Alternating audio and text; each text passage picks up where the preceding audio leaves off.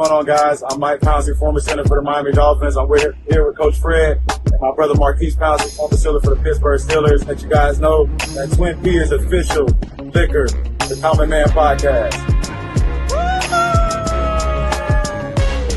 Bottoms up, Twin P, best. Gotta drink some more.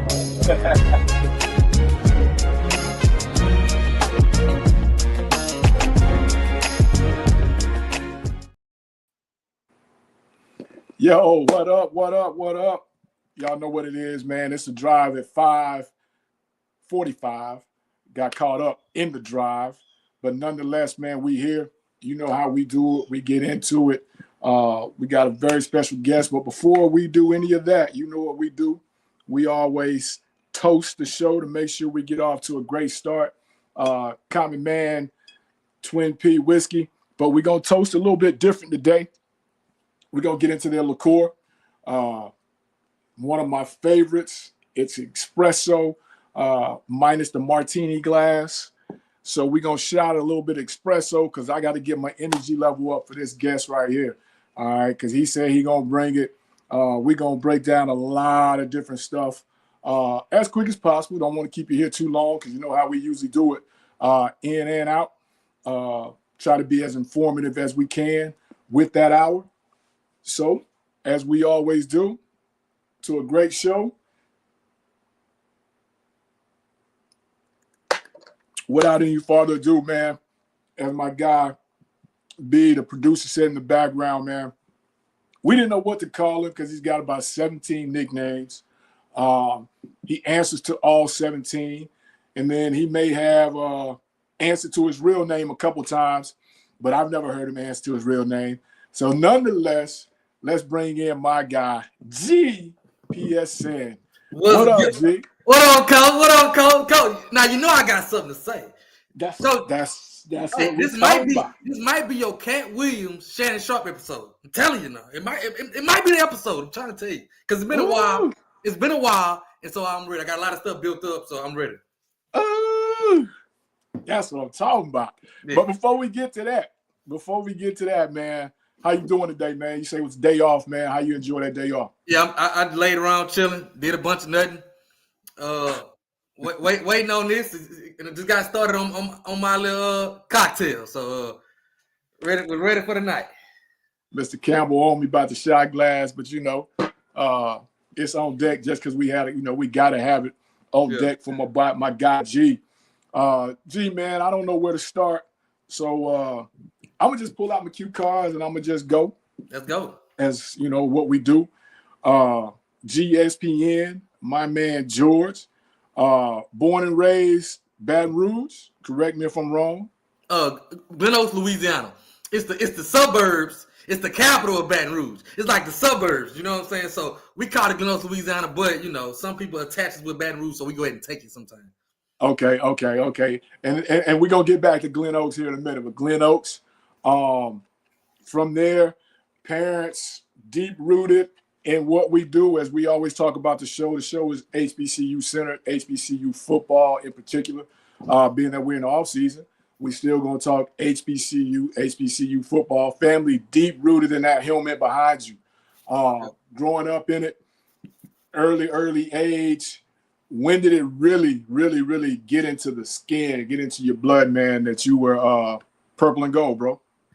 See, I was born. I tell people all the time. I was born out there. I was born in October. I was a month old, and I was at Alcorn at a game. A month old. I'm a month old. I'm at an Alcorn football game, so it was born in me. I went through the Steve McNair age. But I was too young to remember. So when I started learning it and picking it up was around the Charlie Spiller era. And about Nate Hughes, Charlie Spiller era. That's when I started just falling in love with it. Charlie Spiller, I don't know if you want me to tell this. He kind of dated people don't know this. He kind of dated my cousin. I might get in trouble, right? So he dated my cousin. Charlie Spiller used to come to my grandma's house, you know what I'm saying? And so in high school, he played safety and receiver. He's come to my grandmother's house. He'd come, he's number 3 in Wilkinson County, Mississippi. He'd come up there wearing number 3. I'd be like, ooh, I want to be just like Charlie Spiller. He was dating my cousin. He was my favorite cousin. He was dating my cousin. So that's how I got started. He went to Alcorn. Now, that's perfect. So that's how I got started with it when he came to Alcorn. He when he went, they started calling him Charlie Spiller the Jaguar Killer, and that was the hand I feigned with. Because every time he saw Southern, he killed him. So he my favorite player ever. He my favorite player in the history. Retired jersey. So as we get into it, right? That's what I'm saying. I had to get my espresso, man. I might have to get another one to catch up to you because you own it. That's what I'm talking about. I love it. But you coming up, man. 3rd grade, 5th grade, 7th grade, 8th grade. Even though you are in the suburbs of Baton Rouge, I'm sure it's still powder blue and gold. I don't want to disrespect them because people be getting mad. Powder blue and gold. When you get to high school and you finally get to the point of where, you know, you're getting ready to make the decision, you know, how did that come about? I know 1 month old out there at the game, yeah, but around you every day, I'm sure in your school coming through in all your schools, middle, elementary, middle, high school, I'm sure there were no less than probably 5 teachers that were Southern alum. Yeah. So how did you keep that from overtaking you? So honestly, when I said suburbs, I was just playing. We in the hood, Glen Oaks is in the hood, and we the second closest school to Southern. Well, we got a school on that campus, and they got Schuylerville and there's Glen Oaks. So we are 3 miles from Southern. So I grew up literally in Southern land. You know what I'm saying? Schuylerville was located, and right next to Schuylerville is Glen Oaks. So I grew up in Southern land. But it's just a quick story. So my senior year, when I took the ACT, my ACT went out to all the schools. She said, "What school you want to send it to? Do you want to send it to Southern?" I say, "No." She said, "Why not?" I said, "I'd have been to high school once. I don't need to go back again. I'm finna graduate high school." And so they fell out laughing, they bust out. But honestly, I just wanted to my mom went to Southern, sister went to Southern, brother went to Southern. Honestly, I want to do something different. I just fell in love with the purple and gold. I had been in the hood all my life. I've been in the hood all my life. You know what I'm saying? We had to lock the doors when we got out the car. You know what I'm saying? When we tailgated at Alcorn, my pops would just go run and play. You can go anywhere. You ain't got to check in. We be going all day. We be all back by the bookstore.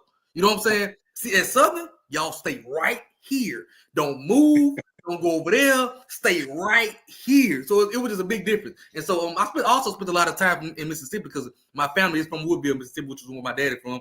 So I just chose Alcorn, man. It felt like home. I had been in the hood all my life, and so I just fell in love with Alcorn. So was Grambling ever in the mix? No, I grew up. Okay, so I grew up liking Grambling. Grambling probably was my second choice. I grew up liking Grambling because I hated Southern. So for the Bayou Class, I want Grambling to win every year. I didn't care. I wanted Grambling to win every year until I got older and they started beating Alcorn, and I started hating Grambling too.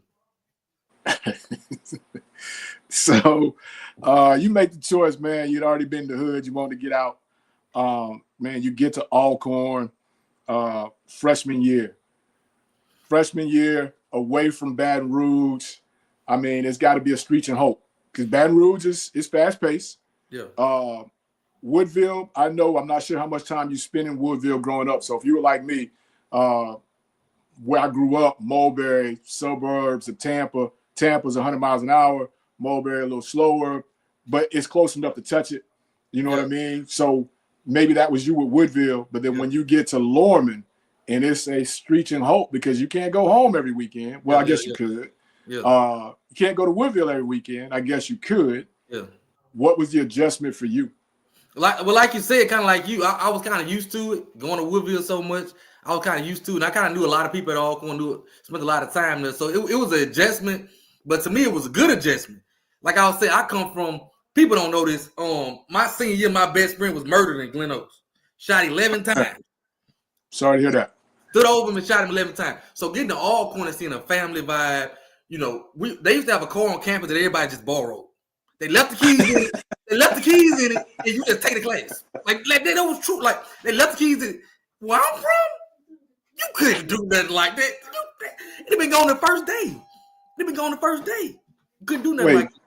Wait. Hold on. Not to cut you off. Hold on. The car that everybody borrowed. Mm-hmm. How did that work? Left in the parking lot. Everybody had they'll leave the keys in the car. The keys literally stayed in the car. It been Avalon parking lot. The keys will stay in the car. Okay. When it was time to somebody had class, just bring it back, put some gas in it, bring it back. You got class up here, take it, go. Bring it back, leave it there. So it's a campus car. Yeah, basically. Basically. Who did the car belong to, G? A dude, he dead now, dude, Wayne Turner. I think his last name was Turner. Yeah, Wayne Turner. Yeah. Rest in peace to Wayne Turner for the campus car. So was it smoking? Were the doors falling off? Listen, it ain't nothing. It wasn't nothing off the floor. It wasn't off the showroom floor. Now it was. Okay, I get that. It wasn't off the showroom floor. I don't think the air worked. Yeah, I can't remember the air working in there or nothing like this. So it wasn't the best. But it didn't matter if the car was there and you need to go somewhere across campus. Mm-hmm. You could just get in it. Yeah, bring it back. If you the last one in it and they need gas, put the gas. Put $5. Well, $2 probably back then. Huh? $2. Put it in there. Come on back. You can even take it to the back of campus if you needed a hotel room. I'm gonna leave that alone. If you needed a hotel room, you can use it as a hotel room too. All right, so we're gonna get out the car. So as we tied in, man, we speed through to get to the juicy stuff so you can get it off, right? Yeah. Freshman year, you know some people. The adjustment is what it is, right? You get there now, you start to turn the corner. Sophomore year, right? And the thing that I'm most impressed with you about, and I don't know if a lot of people know about it, and I think we talked about it the last time I got a chance to kind of interview you, like you got a real job, so you had to have a real major, right? Yeah. So by the time you get to 10th grade, by the time you get to your sophomore year, and it starts to get into that major part of your education, what shaped you? What turned you to what you became? And we'll put it out there in a minute. But what shaped you? What made you say this is what I want to do as a major? Oh, because my dad did it. My dad did it. He did it for a while, and I knew I had no choice. He kind of was on me like, because I actually went to JUCO first. And so I went there, and then when I came, he was on me like, look, and I had a kid. So I had a kid. I had my daughter at 15. I made her at 15, but had her at 16. So the whole time, my parents like, hey, you down there playing? Look, we ain't you got a kid, like, you know what I'm saying? So I had to get on it and come out of there with something. So yeah. So we get to it, man. Now, I need to know this, and for everybody that's kind of listening, and everybody come back and listen to it. Describe Alcorn football during your junior year. It was starting to take off. The foundation was being laid. I ain't gonna say it was starting to take off. The foundation was being laid, because I came on when Hobson came. So the foundation was starting to be laid. It was a year before Hobson, but the foundation was starting to be laid. I thought, what's his name? I'm blanking on his name. Coach before, from Baton Rouge. Oh, he gonna kill me for forgetting his name. Coach Spears. Coach Spears. He was down there. He knew a lot of us. We got my boy Brandon Vessel from Glen Oaks on the team, and he did a lot of good recruiting. So I knew a lot of the guys. He came to Louisiana, got a lot of the guys. So the foundation was being laid, and so I always give a shout out to Spears because Spears brought a lot of talent to Alcorn. He went to them back rooms, to them backwoods, got a lot of talent. He knew what the talent was. So shout out to Coach Spears. B. Vessel, my guy. Won a national championship. Vessel was my high school quarterback. Yeah. That's crazy, and we'll get into it. I want to back up your 10th grade year. Your 10th grade, your sophomore year, coming in the year before Hobson, right? The feeling around the program from the student body, just from campus. Take us to it. It was a little down at the time. It was a little down during that time. But of course, I've always been a fanatic. I'm talking about since I was 5. I've been a fanatic. So it was down for everybody else. But for me, it always felt like it was up. But it's bias coming from me because I've always been such a fanatic. I've always been such a fanatic. But it was kind of down. I used to be like, hey, we got this person. They're like, what, G? What you? What you talking about? I'm excited. You know, the big games. See, what you talking about? We going home. You know what I'm saying? So that's what it was. So as you weren't enrolled and somebody told a story, and I know you had to have been there, and the coach at the time is my guy. He's retired. Love him to death. There was a full-fledged party tailgate / boycott of the program. Yeah. Do you remember that? Because I heard that you were somewhere in that parking lot during that. Yeah, I remember we were playing Prairie View. I'll never forget it.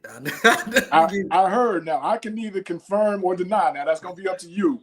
But I heard you were out there in that parking lot while no one was in the game as a form of a protest. Can you confirm or deny that?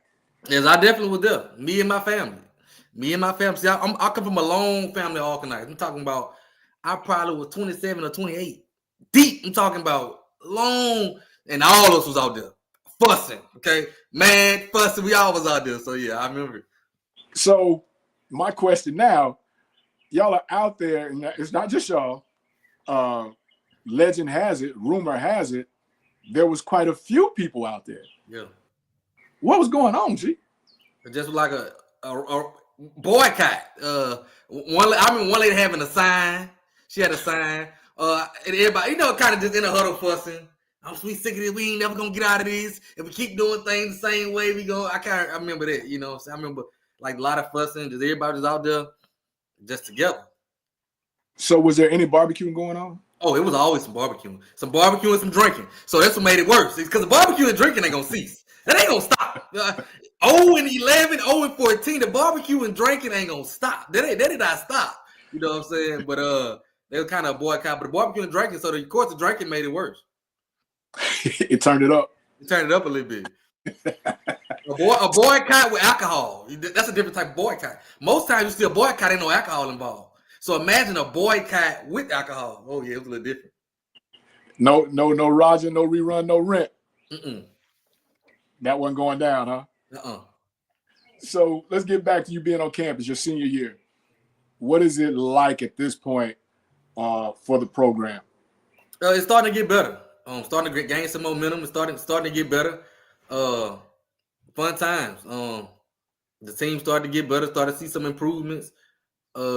And so he said they broke the lose streak on me. But yeah, starting to get better, starting to turn up a little bit as I was heading out. So starting to turn up a little bit, starting to get a little better. And then we actually started getting more people from Louisiana. I just felt like I got old legends, like, in my head, like, we started to get a lot of people from Louisiana, a lot of people from Baton Rouge. Because when I was a young kid in school, it was Alcorn. Where's Alcorn? Alcorn, you know what I'm saying? We started getting, so when I get older, we started getting more people from Baton Rouge. It was like, we had people from Scotlandville, McKinley, all around Baton Rouge. So, it started to take off like that. So you are now junior year, senior year. Now you've got to really get into what's that major?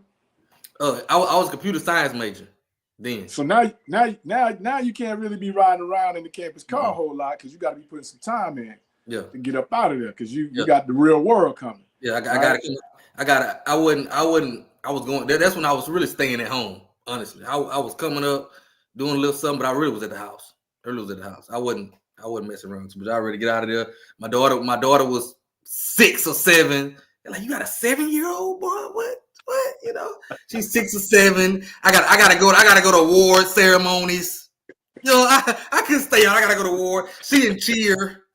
She in dance. So I was a real life daddy. Like I was a real life. You know what I'm saying? I couldn't. So it cut my time short.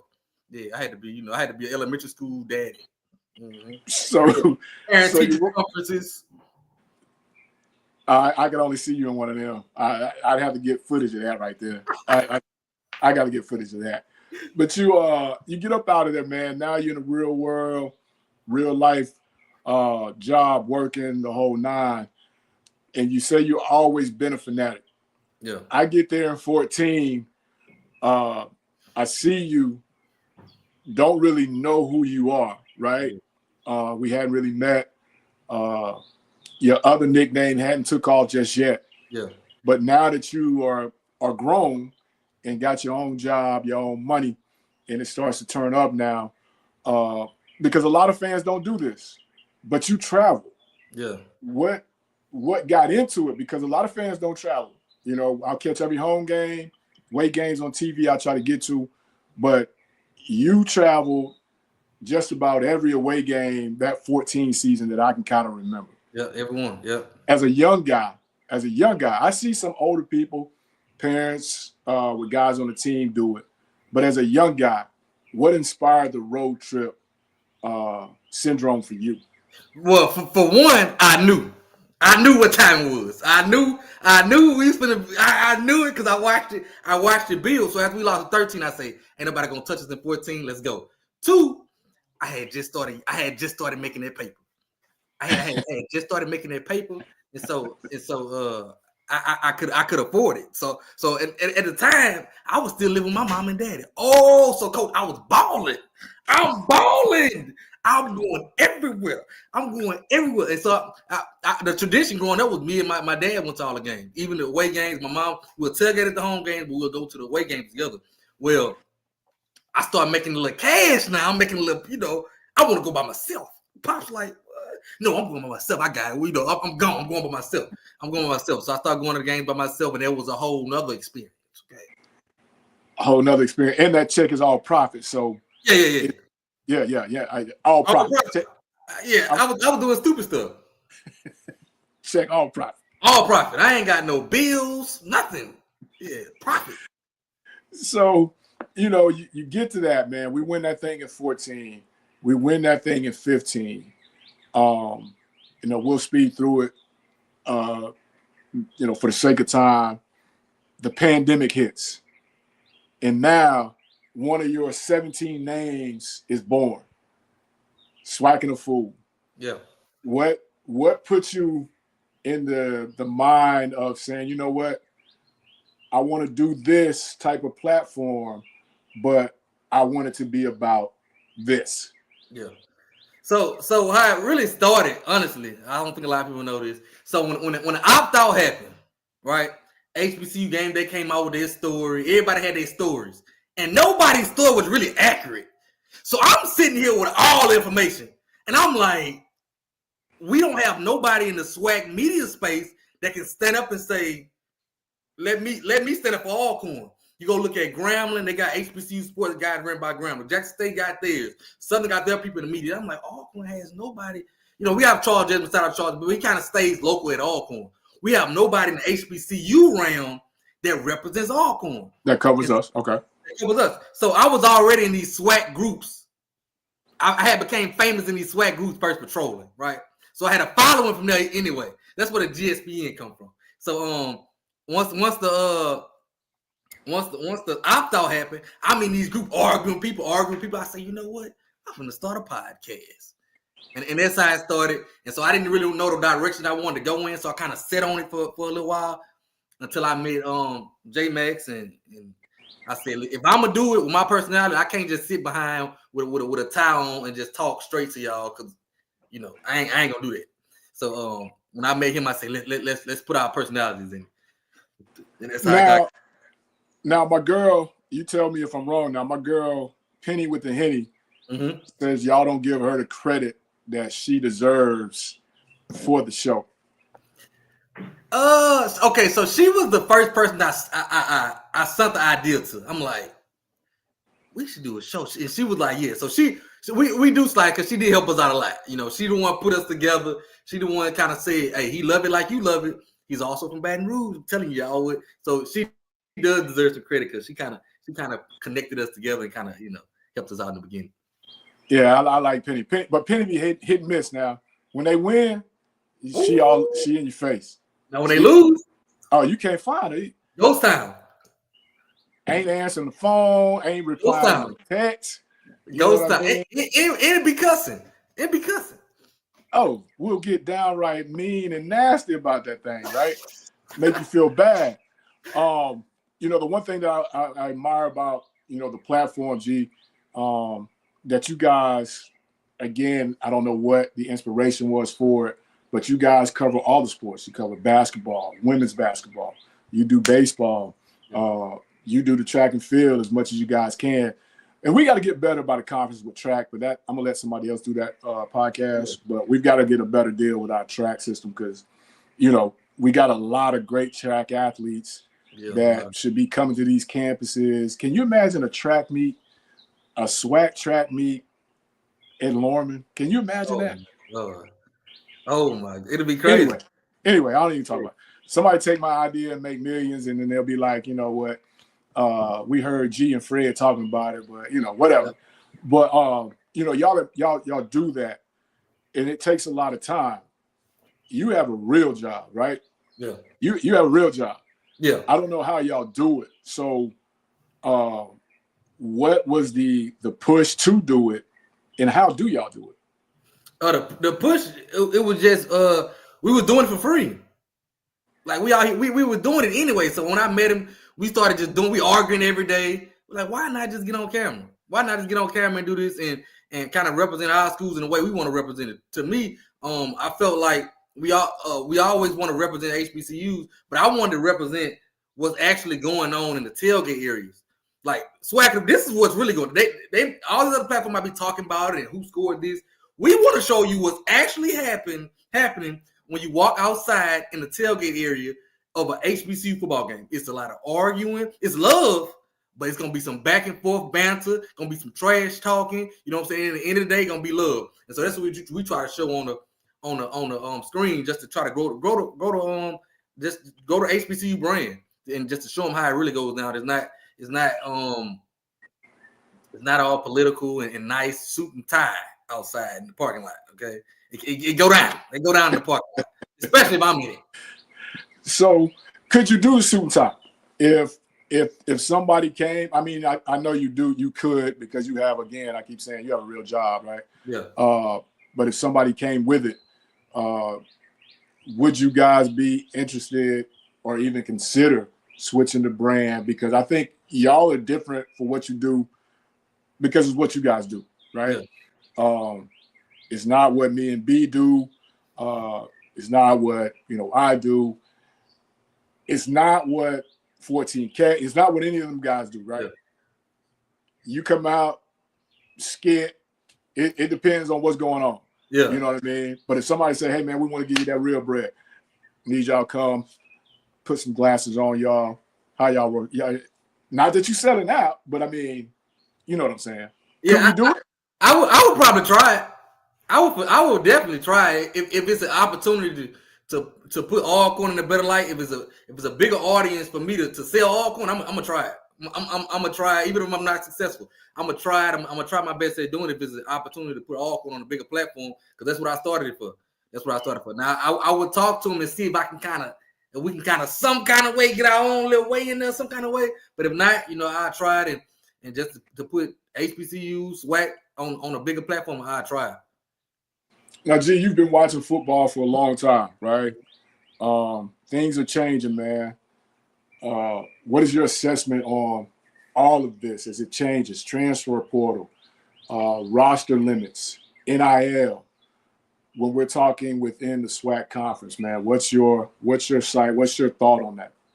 I just think the players now have a lot of power, and so I think you got to have coaches and even alums that kind of they fit the players nowadays. We're gonna get into this later, but it's kind of like why I'm in love with our staff. You gotta have players, you gotta have coaches now that are relatable to the players, because now they have the power. And so now it shows if you don't have a good relationship with your team. You know what I'm saying? Back in the day, you didn't have to know that kid's name. You could talk to him any kind of way. These days you can't do it anymore. So now you have to, as a coach, you have to be able, or athletic program, you have to be able to cater to these athletes more now. And so I just think that's the way the game's going. If you could put your spin on it, all that we just talked about, what's G's spin? What's your tab to it? Hey, Mr. NCAA, let's sit down, let's talk, let's put these suits on. This is what I see. My top 3 things that need to happen. What's your top 3? I would, if for FBS program, if you come and take a FCS kid, like you come to Alcorn, you get a Malachi Bailey, I think you should pay Alcorn. Give us a payout. You know what I'm saying? You come and get our kid. That's one. Don't know how that'll go over. Two, I think I'll put limits on the time you can transfer. I think I'll put a little limits on it. You know, some kids playing a different school every year. I think I kind of put a limit on it. And number three, that's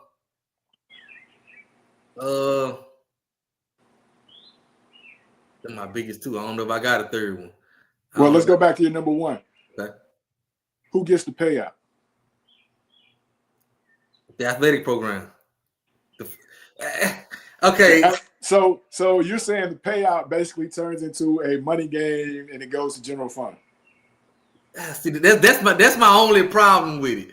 I don't want it to go to general fund. I would like it to go to the football team. I would like it some kind of way go to the football team. Said program that gets kids taken from them, whether it's basketball, whether it's baseball. Yeah. That program gets the money. It's the money, yeah. Okay, I'm with you. Because you're really losing a lot of marketability because probably this player probably was one of your most marketable players. So you're losing a lot of marketability with the player. Probably one of your best players. So you know that could lose you some money just with fans, ticket sales. You know what I'm saying? So you coming down and poaching them, I think you could drop a couple dollars in the bucket. I'm with you. So in that world of GeeESPN is the SWAC commissioner now, right? You've graduated. They done told you the lead a podcast, come to the front office, right? Yeah. You the head. What's the first thing you do as the head guy of the SWAC heading into football season? Because we're talking football. Okay. I would kind of put some stipulations on playing some of these Virginia Lynchburg schools. I would put some kind of stipulation on it. Maybe one, but not two or three. I'll kind of put some stipulations on it. These, I don't know what you call it, on these uncertified schools. Yeah. Yeah, I'll put some kind of stipulation on playing those kind of schools. Okay. Whatever it is will benefit Alcorn. You're right. Nah, you got to be fair to everybody in it. Ain't no doubt. You got to be fair to everybody in it. But and again, we're talking from the mind of G. You're the guest, man. Again, thank you for coming on. If you're here, man, make sure you like the channel, subscribe, share, the whole nine as we grow this thing heading to football. Now, G, when we get to the season, and I'm gonna throw something to you, and I want to push back from it, right? Okay. Because my whole thing is this, G. When we start talking about games in the beginning of the season, just hear me out. Mm-hmm. I would come to you as a commissioner and be like, hey, man, can we look at playing games at 11 a.m. early in the season? Because everybody says the reason they play night games is because it's too hot, right? Yeah. They play 11 a.m. games down in Miami. They play 11 a.m. games in Wisconsin. They play 11 a.m. games in Tallahassee. As a conference, I would come to you and say, Commissioner, can we look at doing this as a conference deal? And you would say? No. I think 11 o'clock. But why, Commissioner? I think 11 o'clock is you gotta know your base.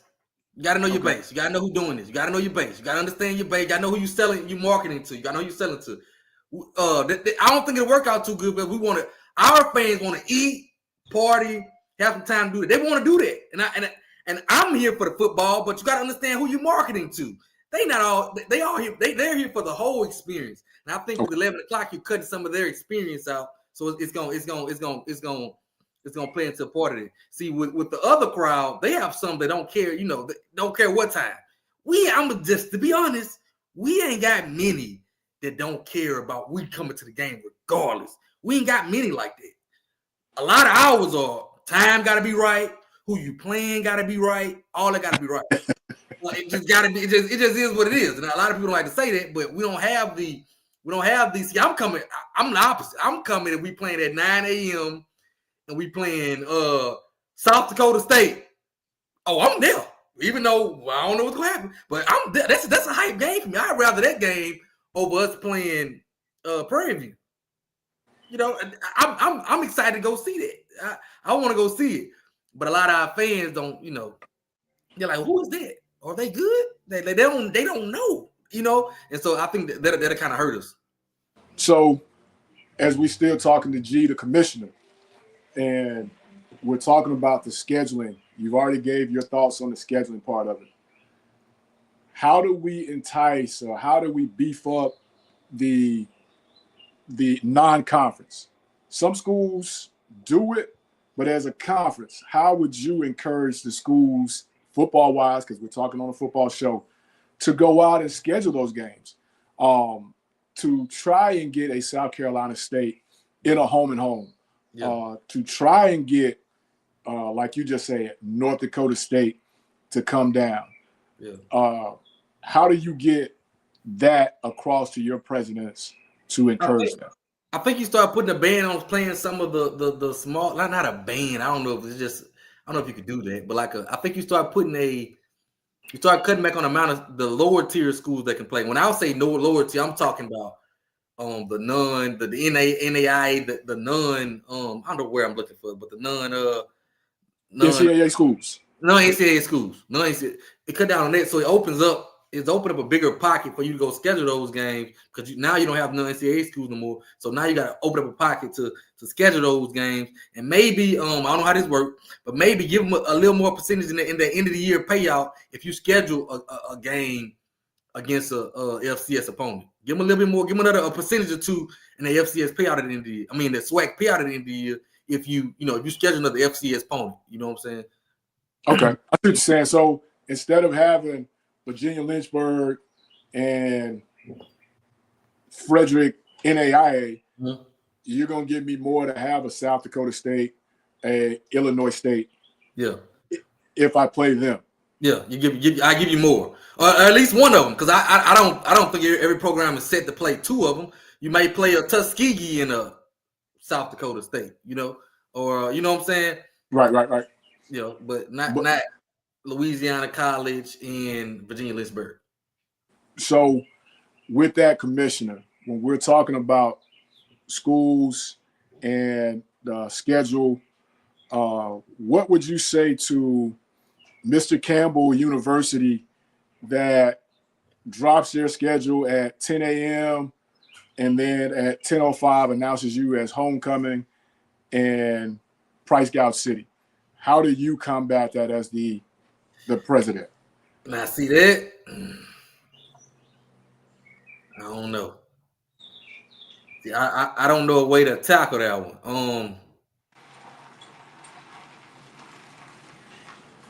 I don't know how to stop that price gouging. I was just looking at the rooms for the we go play FAMU. When we go beat FAMU, I'm sorry. When we go beat FAMU, Mr. Campbell. We go beat FAMU. I'm like, stop looking at them rooms. Stop looking at them rooms. I'm about to stay somewhere on the outskirts. Stop looking at them rooms. Stop looking at them rooms. But I don't really know a way to stop it. I think it's up to the city, so I have no idea. But if you go back and you look, G, regular games is a regular rate. Mm-hmm. Homecoming, we're going to take it to the limit of where the state says this is just about illegal, right? Mm-hmm. Yeah. Which is why I say to you, Commissioner, I think we got to do this in a room. Boom. This is what it is. Hey, you got 24 hours. You got 48 hours. You got a week. G University set your rooms, and then we announce what game is what, that kind of thing. That's just me to you, Commissioner. Yeah. That way, once the city, the Chamber of Commerce gets it, everybody's taken care of. Yeah, it makes sense. They're going to make their money regardless, because you know what I'm saying? It's going to always be us driving up from Tampa, six deep in a single. Yeah. So, we're going to always do that. You know what I mean? Just to be on the spot. So, Commissioner, moving it forward, man, how do we get this TV thing better? I'm going to tell you one way. This might ruffle some feathers. I told you it might be a Cat Wings episode. That's what I'm trying to get to. Hold on, let me give him a shot. Let me give him a shot.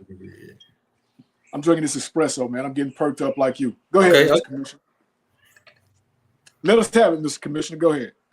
I think the first thing to do is have a better people covering these games. Okay. I think we have to. We can't be scared of showing who we are. HBCU football is different. We have a different style. We have a different. Let's show that because but the different how different we are will sell. In my opinion, put me and J Max cover a game. Let us call a game. It's gonna sell because you're gonna see nothing like it. Just like when the Valley announcers came out, the basketball guys. The basketball guy, it blew up because it was different. It was right. It wasn't you went up there in the suit, but this is who we are. Let us be who we are. This is who HBCU football is. Regardless, we want to talk about it. The players on the field talking crazy. The players in the fans talking. The players in the stands talking crazy. You go outside, they talking crazy within our culture. So why are the announcers totally different? Why are people calling the game totally different from everything that's going on around the game? The bands are talking back and forth to each other. The cheerleaders are talking back and forth to each other. But now you got to do that calling the game. They're standing up, with a mic in the hand saying first down. Hey man, two great teams. Both of them teams ain't great. Both of them teams ain't great. One of them won one game. They went 1-8. Two great teams got two great opponents today. Two great teams coming in to play. Come on now, stop lying. Stop lying. Put me on there. I'm gonna tell the truth. Put me on there. I'm gonna say Braves by 40. Okay. And it's entertaining because if we do lose, it's entertaining. I always tell people, I get much more ratings when I lose. When Alcorn loses, oh my God, it goes. I go through the roof. It goes through my phone, goes off. It's good for ratings. It's just what we like. You know what I'm saying? So you have a guy on there that's talking that talk, and just so happen they lose. It helps you. But but if they win, it also helps you too because you're talking that talk. So visibility with the games, finding a GeeESPN, finding a JMac, right? Yeah. Let me ask you this, Commissioner: would you be opposed to putting together through the SWAC office a HBCU game day, where you're at what's considered to be the game of the week? Now, the game of the week has got to be a game of the week, right? It got to be a game of the week. It got to be. It can't be, Mr. Commissioner. It can't be fair, right? As we want to make sure we get everybody, blah blah blah. It can't be that because we've got to be able to keep the eyes. What's your thoughts on that? Yes, I've been preaching that. That would be my first thing. Get an HBCU game day and a real HBCU network where all these shows are on one network. You know so when you say that's when you say real network. Yeah, you have G and J Max, and you come back. You got your off scripts on there. You got everybody. They're showing our different times, showing our culture, showing this stuff on the SWAC network. I think it'll help. And like you said, HBCU game day, a real we go into the big game of the week, and we talking that talk. We talking that talk. It gonna be some ratings. It gonna be some ratings because Alcorn will never lose. I would never get online on camera and say we gonna lose. So either we gonna win and I'm acting a fool, or we gonna lose and you control me. And that's all ratings. It's all ratings. Because when we win, even if I deep back in my mind, I'm like, I might lose it. When we win, I'm gonna say, I told you. I told you we was gonna win. I told you, I called it. I'm Houdini. I told you we was gonna win. Now in the back of my mind, I could have thought we was gonna lose, but I ain't gonna tell them that. Then if we lose, in the pregame, I was saying we was gonna win. So after the game, they're gonna be on me, which brings ratings. So before we get back to G, SWAC and the Fool, one last question, Mr. Commissioner G. How do you level the playing field amongst the conference's teams when we're talking NIL, when we're talking, I don't want to say facilities, but recruiting, right? Leveling the playing field. How do you get everybody on that program? That's tough because I think a lot of like the NIL, it just depends on getting alumni support. It depends on getting alumni support. So I think Well, how would you as a commissioner, how would you help each university that's under your umbrella to reach their alumni to drum up that support? Yeah, see, I would give them free marketing. I would give their collectives free marketing. It don't cost you nothing. Give them free marketing. Give them free marketing to allow them on the broadcast. On the broadcast, because it's more people that watch the games than attend them, right? So while they're watching, the SWAC is we're announcing this game, and let's talk about the 1871 Collective. That's a good plug too. 1871collective.com, right? So we're watching the game. We're sitting at work. We couldn't make it to the game, so now we're watching this game on the SWAC network. And the announcers are talking about the 1871 Collective. Man, make sure you support the 1871 Collective. Put a little thing up there. It costs you nothing to do that. It costs you nothing. It helps the school. Then we're playing Jackson. We talk about the KC 1400 Collective. You know what I'm saying? We're giving them their free pub. I think that'll help. I think that because a lot of times, a lot of people say they don't know. They just don't know about it. Some people say they don't know. Some people be lying, acting like they don't know. And I call them out. Some people, you got something to say when we lose. It's time to give. And now you say you don't know. How you know about it? How you watch me and don't know about the 1871 Collective? Ain't no way you watch me. But there's another rant I'm going to go on. I'm going to say that for another day. Okay, Commissioner. We appreciate your time. Now, can we get G back? Come on. All right, G. Now, let's peel this onion back, man. We got a couple minutes, man, before I let you get out of here. I know you got a lot of stuff to get into. When we're talking about the landscape of it, right? Mm-hmm. How do we bring it together? G style. How would you bring it together? Because at the end of the day, there's certain universities that travel. We know that. There's certain universities that don't travel. We understand that. There's certain universities that say they travel, but they really don't travel. We know that. But just bringing it all together outside of homecomings, how do we do that as one, if that makes sense?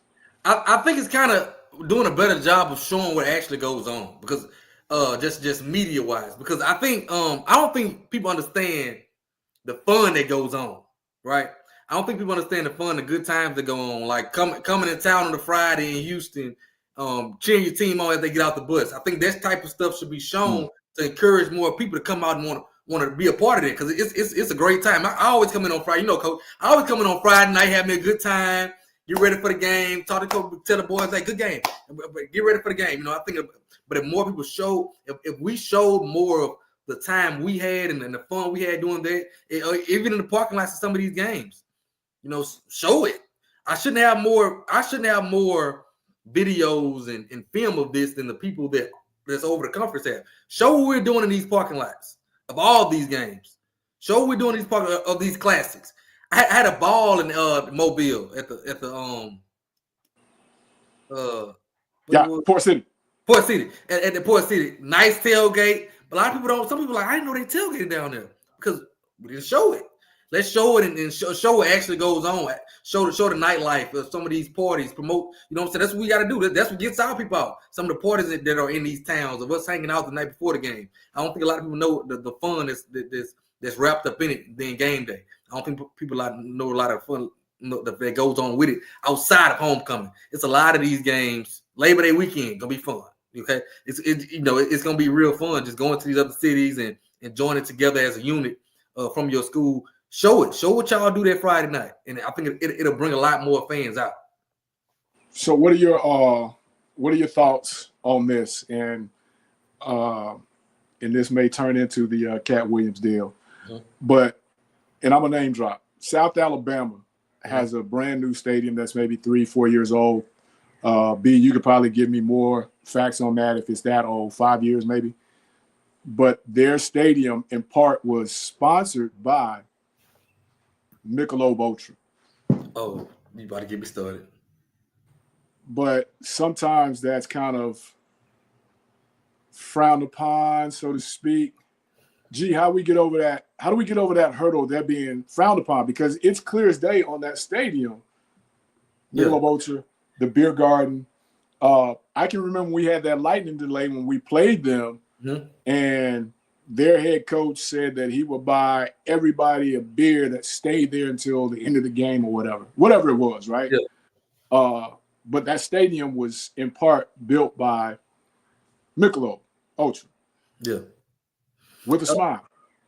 See, a part of that is, like I said earlier, it's having people in your athletic departments that live in what we are as HBCU culture. You bring some people in that they may understand it, but they don't live in HBCU culture, right? I'm an HBCU guy. I live in what it is.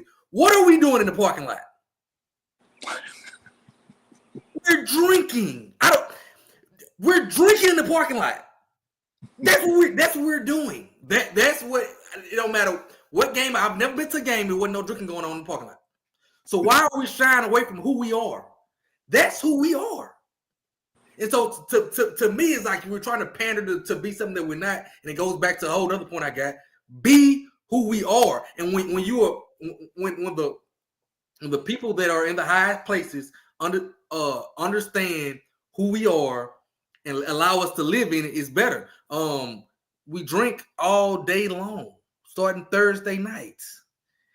And you mean to tell me you don't want alcohol? You don't want to be associated with alcohol? And the crazy part that kills me is these same people that make these kind of statements. You see them out, and what are they doing? They're drinking alcohol. They're drinking alcohol. Alcohol is legal. If you're of age, it's legal. Why not? We're missing out. We're in a space we don't have time to be telling people no. We're underfunded. We need any avenue we can get. We need it. And then I'm gonna tell you something else, Coach. Like I said, every episode. I'll tell you something about the stadium. We got some stadiums that don't allow alcohol in it. We sneak it in anyway. So why not? We sneak it in anyway. We gonna bring it in there anyway. Why are you running from it? We gonna bring it in anyway.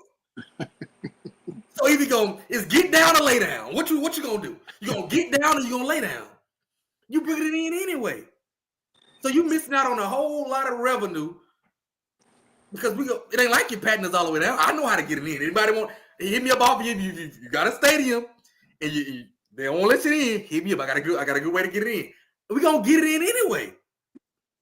So why not just give us what we want? Why shy away from who we are as a culture? Why shy away from it? What are we scared of? Why shy away who we are? Because that's how we get ahead, by being boisterous, being black and proud, being HBCU and proud. That's who we are. Stop running from it. And I hate when we run from it. I just hate it. So let me ask you this. What are your feelings on naming rights? Give them whatever they want.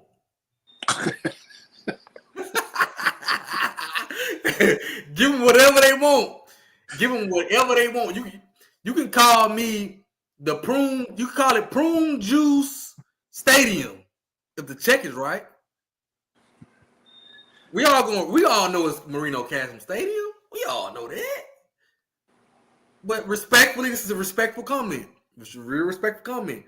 Marino Chasm ain't dropping no dollars right now for us. Prune Juice trying to give us a couple dollars. We still gonna call it Marino Chasm. We still gonna call him. We still gonna call it that. We gonna call it that. But let Prune just come put their name on it. They want to give us a couple dollars. We need it. So, what would be your rebuttal to the pushback of the history?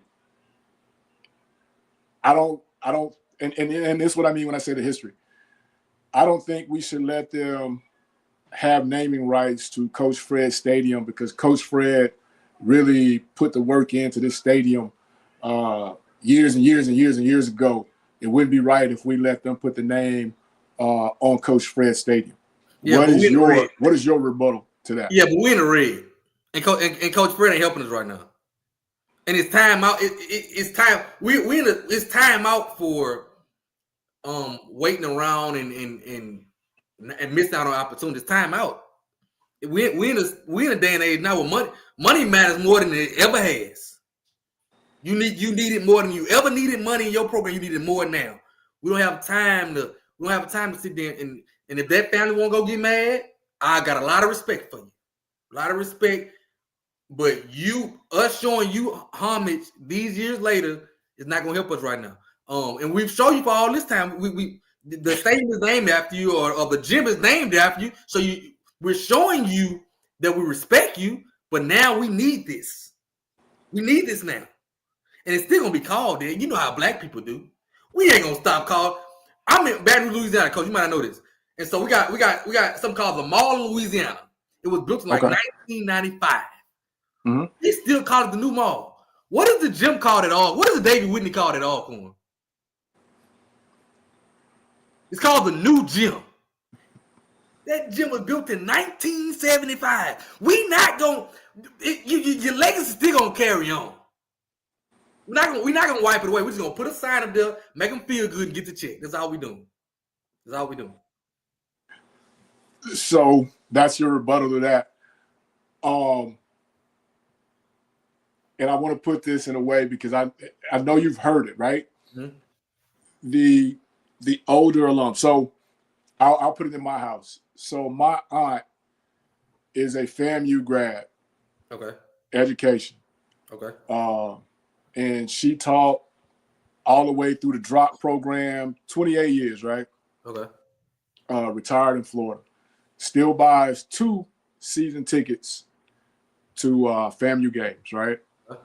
Don't go to any of them, but still buys 2 season tickets to the game. And will raise $100 worth of you know what, right? Yeah. At anything that's going on within that athletic program.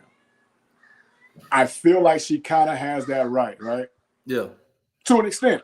Like, yeah. Hey, Ern, you ain't really, I mean, you $200 in, ain't Ern? There ain't too much you can do now. Yeah. Calm down. Calm down. Ain't no sense in you having none of us drive you up to Tallahassee to that AP office, and then they look and they see you ain't did nothing but brought $200 worth of tickets. Yeah. Mm-hmm. How do you encourage the people that don't like what's going on, have the $1 million ideas, but aren't coming out of the hip pocket with it? How do we get those people to come out of the hip pocket with it? We want to hear everything you got to say. I think, like I tell people all the time, access. Giving them people a voice. You got to give them a voice. Even if, and I know a lot of times they say some crazy stuff, but it's just giving them a voice. When people feel like they have a voice, they give more. They feel like even if you just, hey, just listening and going through one and out the other, because they may not understand what's going on, but it makes them feel better. And so just giving them a voice. That's why people always ask me, "You do anything for Alcorn?" Alcorn will listen to anything I gotta say.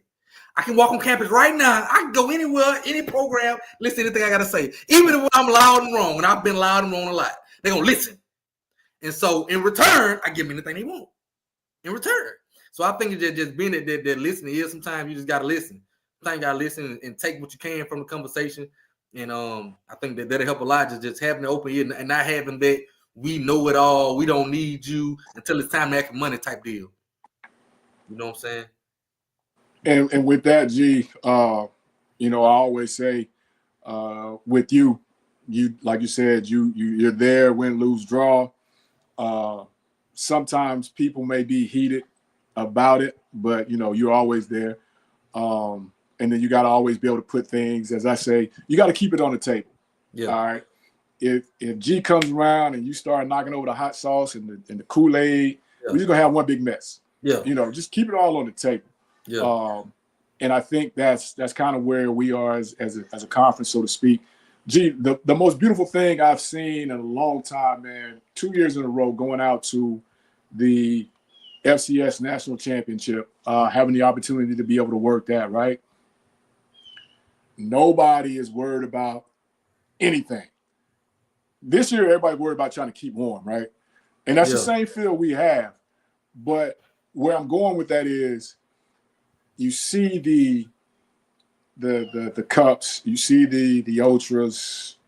We all know what's in that thermos. We all know what's in there. We know. Right? But also when you get inside, if you run out, you can buy. You know what I mean? You can buy. As long as you show the ID, everything is good. Yeah. So my question to you is, and I'll answer it myself too, because a misunderstanding is a misunderstanding. Yeah. It's a misunderstanding from the door. So G got a misunderstanding with me. It don't matter what I say to G. G's going to always have that misunderstanding in his head, right? No matter where he got it from. How did G go in that room and get everybody to get past that misunderstanding? And they look past the fact that G, one of them young kids, they trying to take over. Yeah. How do you get that misunderstanding, that misconception out of all of that, right? And make it one. Work. I tell people all the time, work. It don't matter what's going on. You're gonna see me at a basketball game. When the kids are moving in the campus, I'm there. You know what I'm saying? So you're gonna see my passion and my I tell people, don't follow my word, follow my passion. You know what I'm saying? You're gonna see me there when the kids moving in, you're gonna see me there at graduation, you're gonna always see me there somewhere working, putting on the brand. So even if you disagree, you're gonna have to look and be like, well, he putting in the work. He putting in his work. You know, it's a lot of times, a lot don't disagree, a lot don't agree with me, but they can't match my work. So now you gotta be quiet. You can't match my work. If you can't match my work, I don't care. You can disagree with me all you want. I had some disagreement last year about what's going on the football team and this and this and this. Well, come see at practice. Come be at practice Tuesday, and we're gonna sit there and watch together. Well, I'm there by myself. So now you can't argue with me. It's the work, and I'm not. You know what I'm saying? So a lot of times that's how I overtake a lot of it. It's just the work. It's just being there at all the events, from the golf tournament to wherever we throwing. Then you're gonna see G there. You're gonna see G there. You can see G being a part of sponsoring. You know, my work. I talk a lot, but my actual work outdoes my talking, and that's a lot because I talk a lot. You know what I'm saying? I talk a lot, but my work gonna be there too to match it, or I'll do it every single time. And I think that's what helps get me over the hump with a lot of people.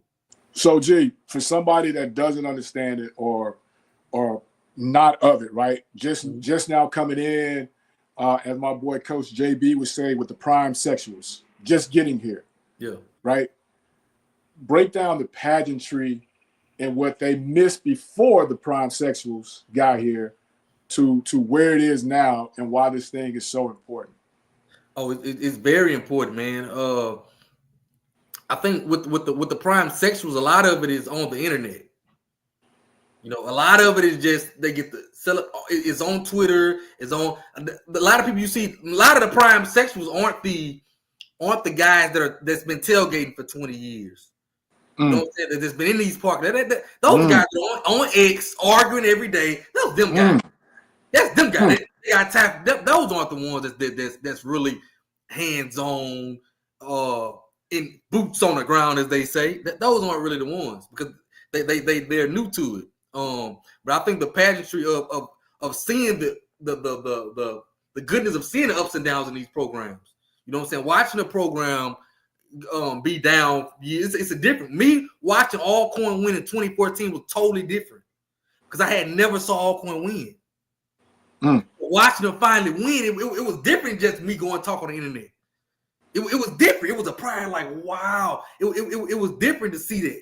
You know, it was a different type of love to see that. We've been down since COVID. So when we bust the SWAC open this year, it's gonna be a different. It's gonna be a different week. It's gonna be a different feeling when we bust SWAC open because nobody can see. Nobody sees it coming. Nobody sees it coming. So it's a different type of love, but it's a different type of admiration when you're off the internet with it. When you know these kids, when you know the coaches that sacrifice, when you know those coaches, because a lot of people don't know the coaches' sacrifices. A lot of people don't know the coaches' sacrifices. So when you're in it and you know the coaches' sacrifices, it's a different type of love when you go out there and watch Alcorn win in 2015 or 2018, what we had going on. Well, we didn't have headsets. We didn't have headsets. We won a SWAC championship. It's a different type of feel. It's a different type of feel to understand how underfunded we were, and we beating these teams with all these, they're breaking all these fans. We go into the house to beat the 41-6, right? It's a different type of feel to understand, you know, the money that's coming in, and we beating all these people like that. We making it look good. We're making it look good, but we don't have much now. We ain't got no weight room. You know what I'm saying? It's a different type of feel when you go out there and beat them. when we beat Southern all these years in a row, and I go on their camp, look at their stadium, and look in their weight room, and look at all the fans they have and all the minutes they have, and we come down here and stomp them. That's a different feel.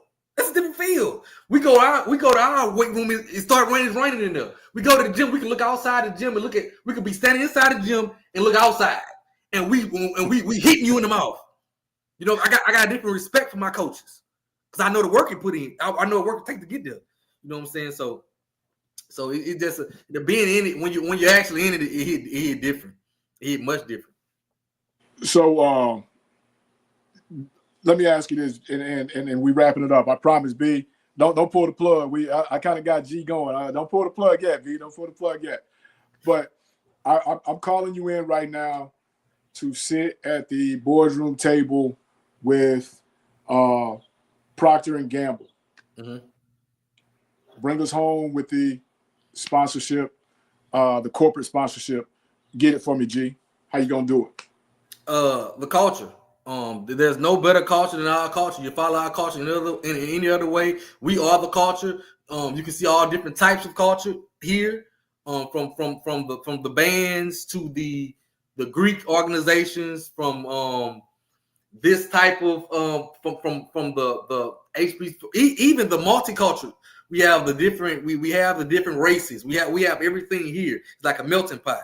And once we dig in on something, we dig in on it. Okay, just like the guy from Alcorn that had the Saratoga water. Once our culture takes over something, we take it over. It can be a dance, it go viral on TikTok. Once our culture taps in, it can change your life. So tap in with our culture because our culture is the way. It's the way. It's the way. So you know. Okay. Let's play. I got a couple for you, man, before I let you get out of here. And feel free to do what you do on this now. Okay. I'm going to start out with a tough one. This is a tough one right here. Okay. All right. Alcorn is off the table. Grambling is off the table. You got two applications in front of you. One to them people up the street and one to them people outside of Glen Oaks. Where you going? Ooh, I think I go to jail. Okay, can I go to jail? But I think I stay home. I think I stay home.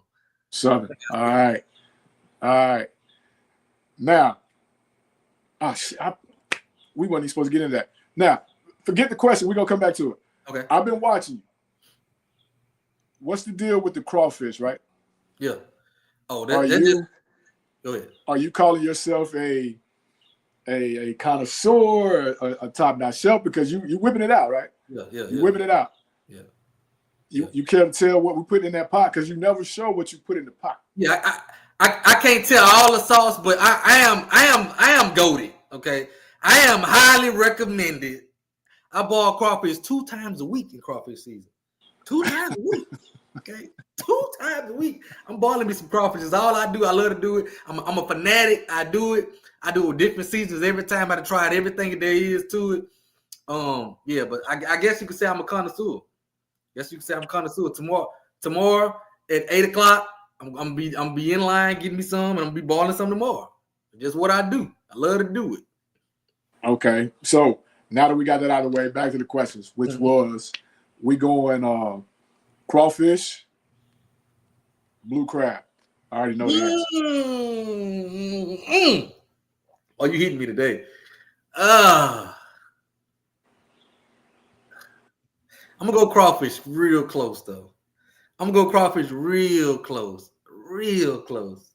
But I like blue crab over the snow crab crave. I'm a blue crab type of guy. Really? Yeah, I'm a blue crab type of guy. Yeah. Okay. We going gumbo or etouffee? Man, God, come on. You Louisiana, man. We gotta figure this out. We gotta figure this out. Let's go etouffee. Let's go etouffee because I know when I'm eating etouffee, I got some hard fried fish with it. Okay. Let's go there. I don't eat neither one of them, so I don't know. We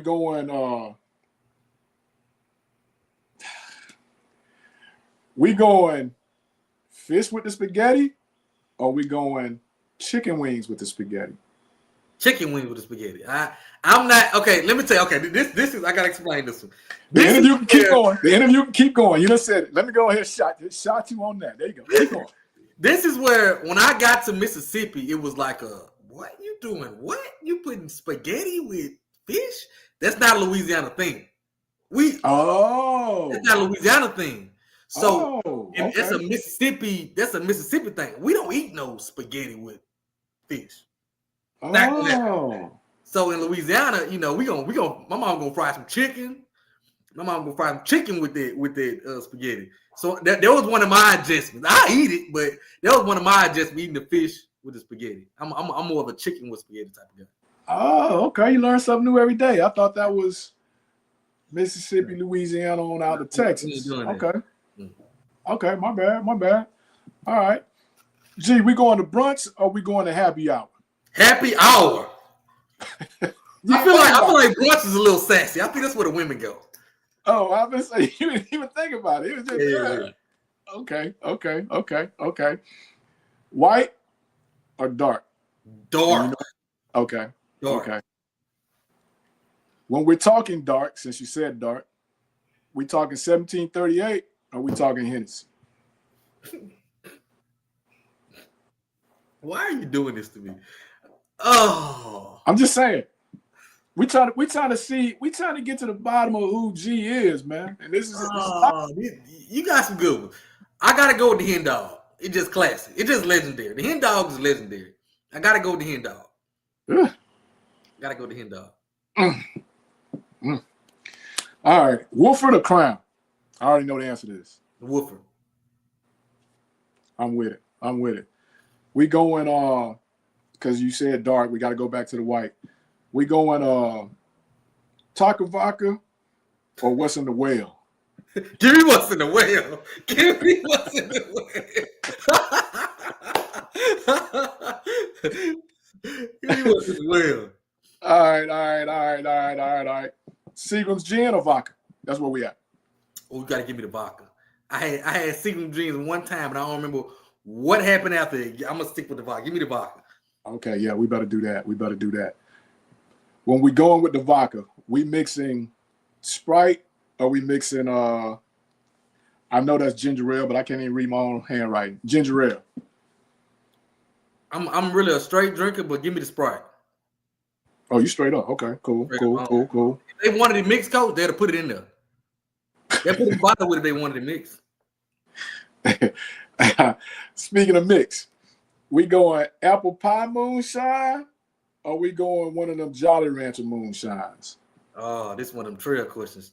Trail got me on that moonshine. Give me the apple pie. Okay. Give me the apple pie. Okay. We drinking Gatorade at a 2:00 game or water? Give me the water. I need the water. I gotta have the water. I gotta have it. It's really a little bit of both, but I need the water. I don't know if y'all heard the story, but I cramped up the last time we beat Southern to death on the yard. Tell the story. We beat Southern to death, right? We out there beat them to death. Keenan Leachman has scored 7 touchdowns. And you know Keenan Leachman from Baton Rouge. He just scored 7 touchdowns out there. And I'm losing my mind. So I falls on the ground and does like the snow angel. I'm doing it in the grass. I'm going crazy. And so before I did that, Coach T, the DC at the time, Coach T looking at me like, I told you. And so I'm over there like, I'm in awe at first. So when I saw my boy in them, I lost it. I'm on the ground doing the snow angel. I go to get up, I catch a cramp. I'm like, oh! So the trainers from the football team take me to the locker room like I'm a football player. And they're giving me the liquid IV. They're giving me some water. I'm cramped up. I'm out there cramped up. So the whole second half, I was on really. I had to tone it down because I was cramping. I had to tone it down. I knew about the cramp, but I just now this many days old Found out they took you to the locker room? Yeah, I'm out there like come back here. They're taking me. I'm limping all the way to the locker room, and they got me back there and gave me some liquid IV and some water. I sit down on the wrist. Hey man, fish and grits or fish and shrimp? Give me the fish and shrimp. Give me the fish and shrimp. We want the boiled shrimp or we want fried shrimp. Give me the boiled shrimp. You asking some good questions. Turkey necks or pot? God. I don't want no pot. All right, they told me what's y'all can have that. Give me the turkey necks. Yeah, I'm with you. Give me the turkey necks. Okay. We want deer sausage or regular sausage. Give me the deer all day. And that's another part of coming to Mississippi. I wasn't on deer sausage like that. Me either. I wasn't on it like that, but give me the deer sausage. Memorial Stadium, Monk's.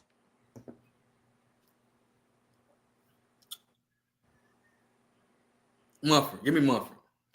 I ain't giving people up the street nothing right now. Give me Mumford. The whole Prairie View. Prairie View. I hate the hole. Well, you know what? Give me the hole. We went to the hole and stood up in it this year. Give me the hole. We went down there and stood up in it. Give me the hole. Outside of Jack Spinks. Okay. Where do you not look forward to going to play? What is the most intimidating to you over the years, over your SWAC years, to play? The hole. Hate to see it, but the hole. The hole. I don't know if it's the way the stadium made. It's the hole. I hate going to the hole. It's a tough place to play. I hate going to the hole. In that turf, they got turf now, so there's even harder going down there in the hole. You know, but yeah, the hole. It's tough for us coming down that hill. But this year, G, I actually turned around and looked. If you got too much moonshine in you as a fan coming down there, that could be all bad. And then it's one of them stadiums. Once you go down once, I always say I'm not coming back up. Like going to concessions, and you know how you go to. Once you go down, you stay down there for the whole game. You go up, no. I don't even know, Coach. You know, most of the time I follow y'all to the locker room. In the hole, I'm not going to the locker. I'm going one time. I'm not even going back up and stuff. Go to the locker room at halftime. No, I'm sitting right down there. Nope, not doing it. Man, you take Cedric Thomas out of the equation. Right now, with what you know, what's in front of you, who is the one head coach you want to hear talk the most right now?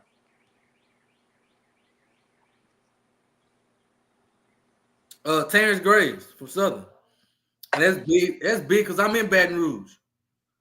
And he's the least. You don't hear much from him. You just don't hear much from him. So I would like to hear him talk more to see what they got going on. But you just don't hear much from him in direction they going. You just don't hear much from Terrence Graves right now. Just don't hear much from him. If you had to set up a WWE, you know how they before the match, the Friday before WrestleMania, you got this coach, you got that coach, and they selling the fight. Who you got? Give me PV coach because he been talking that talk. Give me Coach Jackson and give me give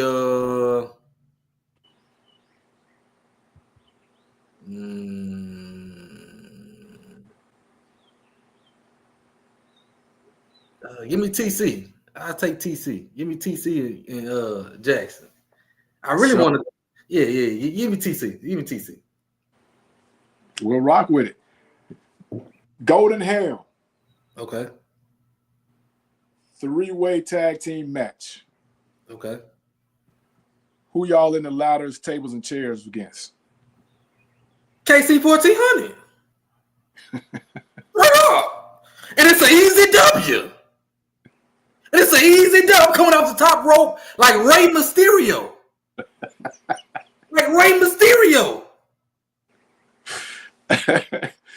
Hey, man. Again, man. B, I don't know if you got anything for G, man. This could go on. I just know. Before we go, I got to tell him something. You know, I got something to say. For all y'all I was trying to get you off. I mean, I was like, I'm trying to stretch it to an hour 30 because we're a little late. But Baker or Glen Oaks? Somebody asked. He know the answer to that. He know the answer to that. Name one. You know the answer to that. Stop playing. Next question.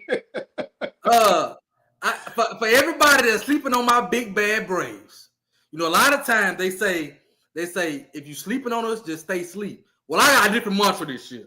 If you sleeping on my big bad Braves, die. Go ahead and just die. Don't wake up no more. In the middle of your sleep, just die. You can sleep on the concrete. You can sleep in the bed. You can sleep in the car. You can sleep on an airplane. You can sleep on a couch. And you choose to sleep on my big bad Braves, just go ahead and die. Just go ahead and die. Don't wake up. Don't wake up from your sleep. Just go ahead. Keep on. Go ahead. Hey, G, man. I'm going to try to take it to an hour 30, man. That's all right, B. You good? Talking to the super producer in the background, man. You good? Making sure he good. To stay on for one more, get a couple more minutes, man. He's like, we good. All right, bet. G, so, and I'm trying to find a politically correct way to kind of put this. Hey, me homecoming or Glen Oaks homecoming? Why would you ask me this? I know I'm going to Glen Oaks homecoming. You know what I'm saying? I gotta go with the hood. I got to. If you had to jump off what Commissioner G said about the morning HBCU game day, where's the first place you're going outside of Alcorn to get that set? I gotta be at the Jackson State Southern game. Gotta be the. That's one of the games as a kid I never missed. We went to the Jackson State Southern game regardless. We always went, and it was one of them games I enjoy it because I don't leave mad. It's one of them games. I don't leave mad. I leave drunk and having a good time. I was always sitting in the horseshoe, and when Southern would score, I would laugh. When Jackson would score, I would laugh. I cannot lose that weekend. Whoever lose, you're in trouble with me. So I cannot lose. That's a real good game for me because I can't lose. I'll win either way. It don't matter. So, straight up Alcorn question for you. 2014, 2015, 2018, 2019. Which SWAC championship was the best? 2014. Easy. I had never seen us like that. And you know how I've been in, when the clock hit zero, I've been in every single one. In 14, when the clock hit zero, it was a different type of, everybody was like in awe. It was like, wow, we did it compared to running around. Because in 2018, when did I'm forgetting. When did we catch the interception and running back on stuff? That was 18 or 19? That was 18. 18. See, from there, coach, I was sitting in the stands. And I don't normally sit in the stands. When he broke on the ball, I took off down the steps. By the time he got to the sideline to celebrate, I was on the sideline. I lost my mind. But in 2014, it was a different type of, let's soak all this in. I was looking around. I'm in Houston Stadium. We went to NRG. We looking around like we finally did it. You know what I'm saying? It was a different type of feeling than just a straight off celebration. In 2019, we won it, and then we were kind of like, okay, yeah, we kind of used to this. You know, it's just kind of what we do. You know what I'm saying? It's just, 2018, it's kind of what we do. We've been here before. But 2014 was it hit different. It hit different. And 2014 was different. Yeah, you're right. I think I'm gonna go on record. Some Alcornites might disagree. I think 2014 was the best team of the four. Oh, most definitely. Yeah, I'd agree. The best team, and that's the year. I always tell them, they say you ain't won on Celebration Bowl. If they had won that year, we would have flew the door. We won the Natty anyway, but we would have really won the Natty. We would have blew the doors off of. And I always say if we would have had it, it would have helped us in recruiting that next. It would have blew the doors off whoever we played. We were a good team in 2014. We were a really good team. USM. I always say USM in 2014. Bro, we would go USM in 2014. We were a better team that day. Oh, we won the game in every aspect except for the scoreboard, which is the one that counts. But you was there. Yeah. Everybody associated with that, understood what happened. How do you feel about the move with the game leaving Houston and on campus? From a social standpoint, I hate it. From a Really? social standpoint, Really? Houston was a time. And then, I love playing at home. I love home games, but Houston was something different. But because it became, for us, we went so much, it became a tradition. I remember my daughter knowing she's not going to school that Friday. She would, the first weekend in December, she's be like, I know I ain't going to school this week, because everybody would be in Houston. It was just tradition. We would be in Houston. So it had become a tradition. We all had the same. We knew we were going to the parties. It was just big. It was huge. But now from a financial standpoint, understanding being on campus and getting on the yard. After that first time having it on campus, it was amazing. 2018, it was amazing having it on campus. We were the first to host. It was amazing. The Alcorn Nights was out. It I know we made some money from it. Now they might have went to general funds, but we're gonna talk about that another day. But it was amazing having it on campus. But just getting up, going to Houston, just that trip all together, seeing all the Alcorn Nights going down to Houston, having fun. We would take over Houston, having parties in the third ward. We got parties, and it's never purple and gold. It was amazing to see. It was amazing to see. See, that's a side that, from the coaching aspect, that we don't get to see, so to speak. But like I said, 2018, coming on campus from Natchez, on the stretch, troopers weaving in and out of traffic just to get on campus, and then to finally come through the gates and to see all those people. I get chills still thinking about it. Even when we talk about T. Wilson breaking on that thing, going down their sideline for the game winner, and then seeing that flag that y'all wasn't supposed to have in the stadium going up the stands was absolutely crazy at that point.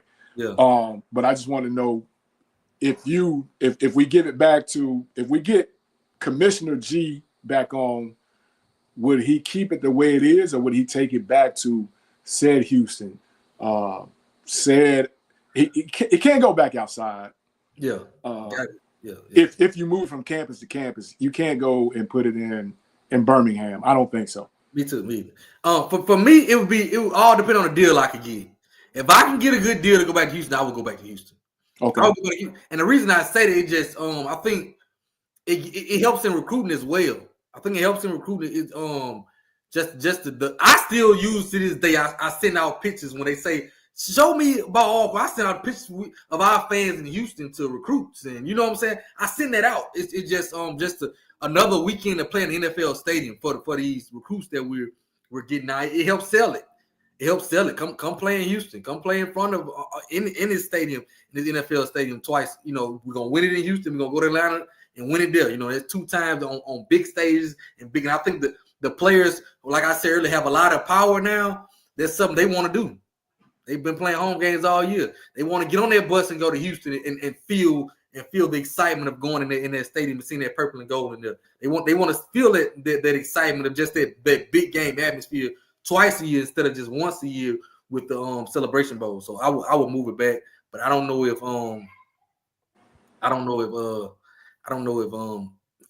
financially it'll make sense.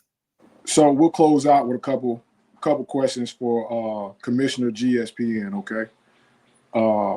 Somebody just texted me and said, ask G how would he combine into making a mega conference, a super conference with the MEAC?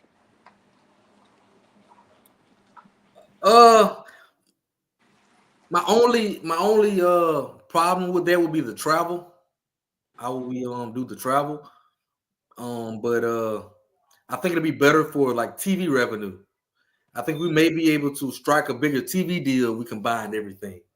Maybe to go to the table and get a better TV deal. We combined everything, so that may help with the travel. So that was the first thing I would do is try to come together and get a bigger TV deal.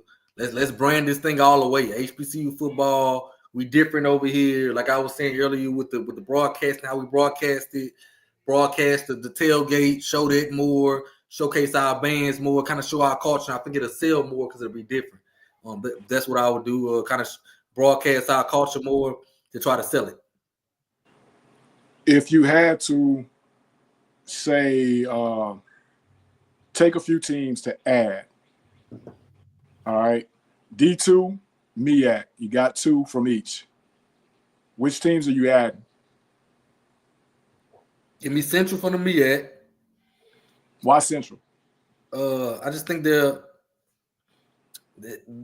just good, and they got a decent following. I think that'll help the SWAC, and it's right there in North Carolina, not too far up. Give me Central and give me I'm gonna say now Norfolk because of the Vic factor. Give me Okay. Vic. Give me Norfolk. Okay. And D2, give me Tuskegee. History, right? Yeah, just the history. Give me Tuskegee and give me Morehouse. Give me Morehouse just for the Atlanta market. Just for the Atlanta market.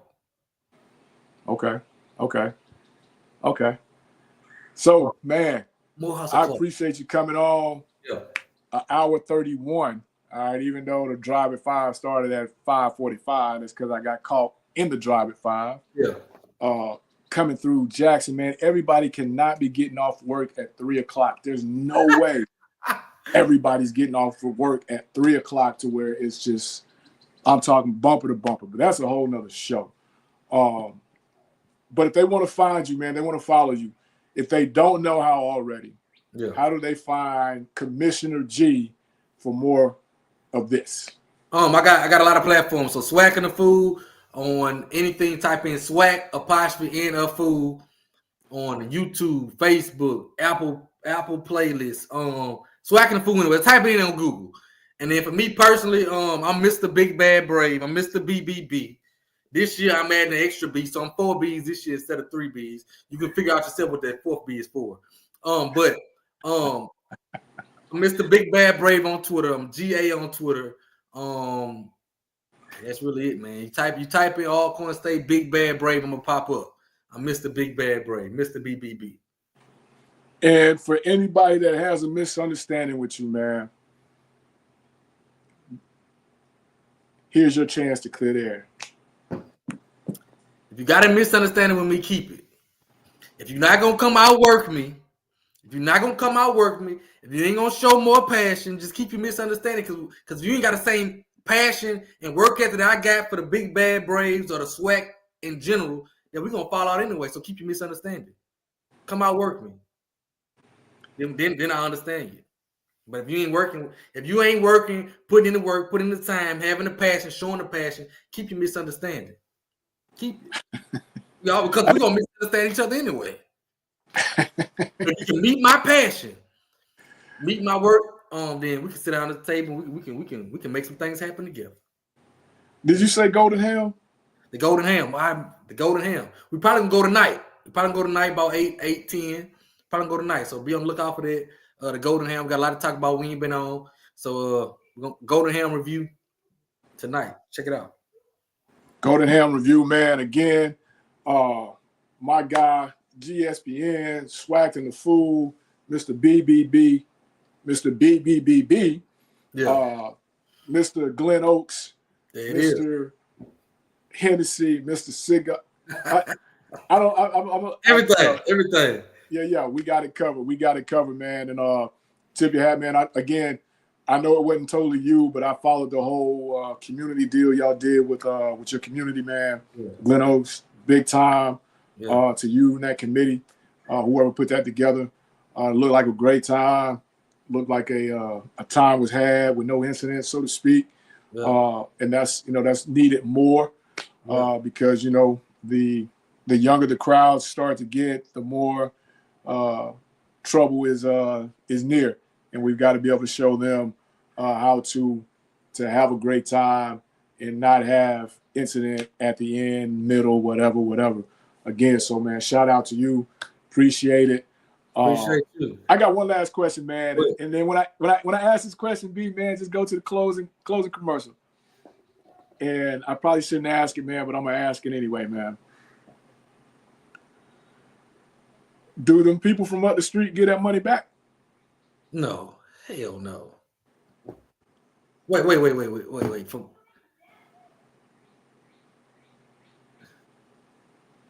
Think about socially what's going on, G. Oh, listen, they not gonna give it back. Oh, but it's kind of running line to what they've been having going on lately. It's kind of go hand in hand. So no, they don't give it back because it fit right in. It fit right in to what they've been having going on. So hey. To each his own. Okay, but yeah. We ain't bothering nobody, man. We just having fun, man. Again, man, in this crazy world, man, and your every day to day, man, when it's all going haywire, yo, take your time, breathe, keep it all on the table.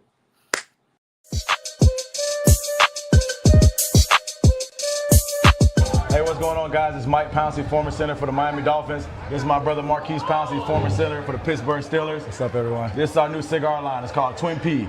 It also matches well with our bourbon whiskey. It's called Twin P as well. So if you like to smoke cigars and like to drink whiskey, I advise you get both.